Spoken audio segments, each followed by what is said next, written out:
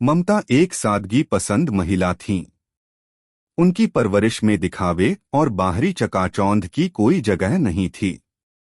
उनके लिए इंसान की असली पहचान उसकी सोच और व्यवहार में होती है, न कि उसकी पोशाक या उसकी गाड़ी से। उनके बेटे अर्जुन ने अपनी मेहनत और काबिलियत से करोड़ों का साम्राज्य खड़ा किया था, लेकिन ममता आज भी उसी सादगी भरे जीवन में विश्वास रखती थीं। उनकी सादगी उनकी पहचान थी। एक दिन ममता ने सोचा कि उन्हें एक नई एसयूवी खरीदनी चाहिए। पुरानी कार से काम चल रहा था, लेकिन अब समय था कि एक नई, बड़ी और आरामदायक गाड़ी ली जाए। उन्होंने सोचा कि बिना किसी को बताए खुद ही कार देखने शोरूम जाएंगी। बिना किसी तामझाम के उन्होंने अपनी पसंदीदा साधारण साड़ी पहनी, जो हल्के गुलाबी रंग की थी। पैरों में आरामदायक चप्पलें और बालों को साधारण जूड़े में बांधकर वो शोरूम के लिए निकल पड़ी। जब ममता शोरूम पहुंची तो वहां का माहौल काफी शानदार था। चमचमाती गाड़ियां, सजीदजी सेल्स एग्जीक्यूटिव्स और हर तरफ ग्राहकों की भीड़। ममता ने अपने भीतर आत्मविश्वास बनाए रखा।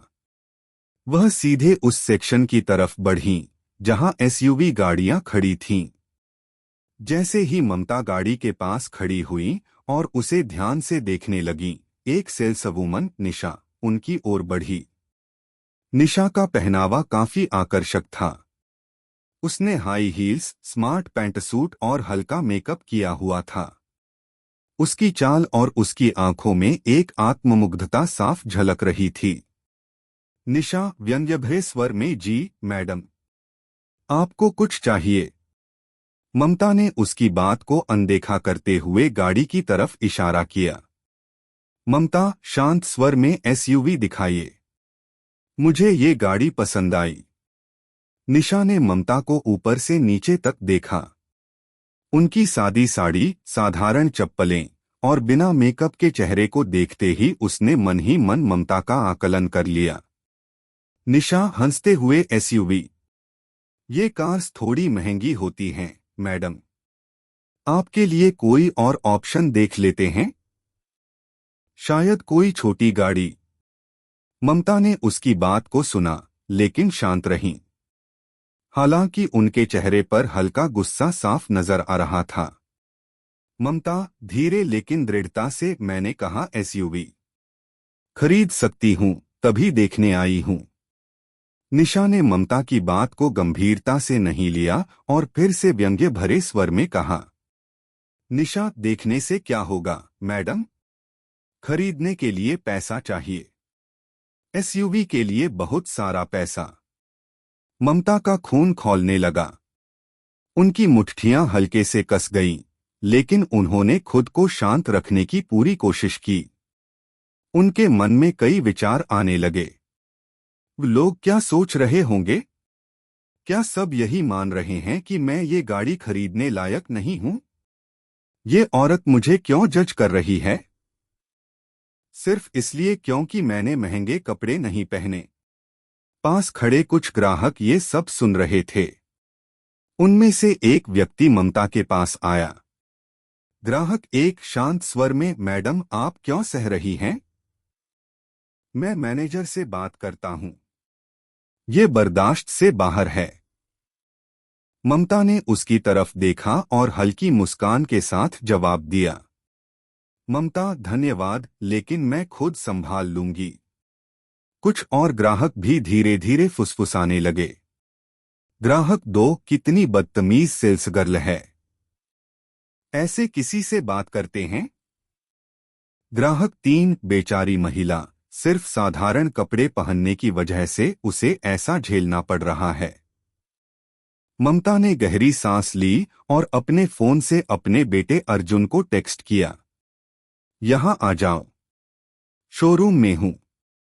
उनकी आवाज में दृढ़ता थी, लेकिन दिल में बेचैनी भी। उन्होंने सोचा, अर्जुन आएगा, तब तक मैं खुद ही स्थिति संभालती हूं। मैं किसी को ये मौका नहीं दूंगी कि वो ये समझे कि मैंने हार मान ली। यह सब देख रही दूसरी सेल्स एग्जीक्यूटिव प्रिया जो निशा के व्यवहार से खुद भी असहज महसूस कर रही थी, ममता के पास आई। प्रिया संवेदनशील स्वर में, मैम मुझे माफ कीजिए। निशा का व्यवहार हमेशा ऐसा ही रहता है। आप बैठिए, मैं आपके लिए पानी लेकर आती हूँ और एसयूवी मॉडल्स दिखाती हूँ। ममता ने उसकी ओर देखा और एक हल्की मुस्कान दी। ममता नरम स्वर में, तुम्हारा धन्यवाद। तुमने कम से कम मेरी इज्जत रखी। एसयूवी दिखाओ। प्रिया तुरंत गाड़ियों के ब्रोशर और मॉडल्स लेकर आई।